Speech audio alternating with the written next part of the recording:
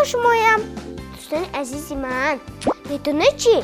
خوراخوری نیست، آدابی مخصوص دارد. امروز با شما درباره آداب خوراخوری سخن بگویم.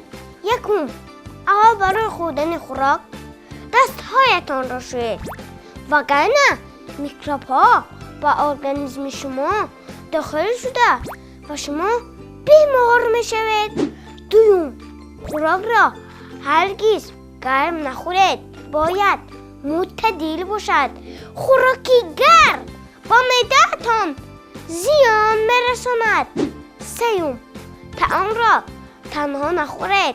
برای آغاز کردن خوراک کلانسوار را انتظار شوید.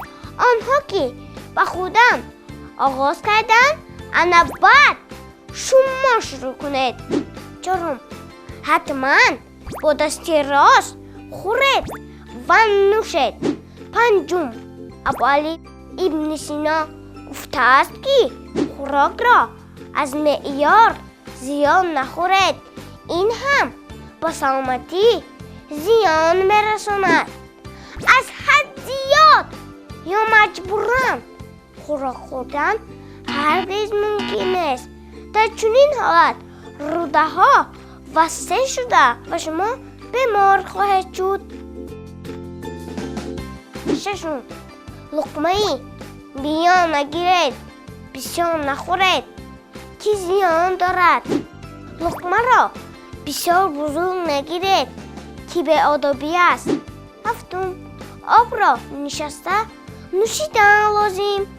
هشتم، همه وقت چای را از یک پیاله نوشید، چون که این هم یک سببی میکروب‌آلود شدن ارگانیسم می باشد.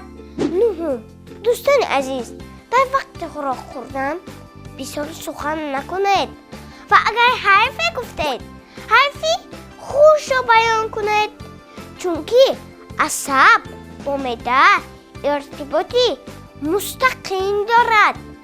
دهم، همیشه نان را از پیش خود گرفته خورید. از نزد دیگران چیزی را گرفته و نزد خود نگذارید، این از روی آدم نیست. 11، سه نوع خوراک باید خورده نشود. یکم، خوراک از حد زیاد گرم. دوم، نان سوخته. سوم، نان خام، چون که استعمال آنها با معده و روده آسیب میرساند. 12، همسان عزیز، عمل و حرکت هایی که سببی بدبینی اهلی در سرخان شود نکنید. 13، اگر در خانه مهمان باشید در کاسه کمی غذا بگذارید تا صاحب خانه فهمد که سیر شده اید. 14، در آخر با اهل عائله برای تیار کردن خوراک میان‌داری بیان کردن کاری خوب است. 15، با دستهام حتما دستهایتان را شویید. همسالان عزیز، این بود چند مصلحت خوبی فایده آوره که برایتان پیشنهاد کردم. از روی آداب عمل کردن همیشه اقدامی خوب است. با شما اشتباه خوب نخواهم. خیر.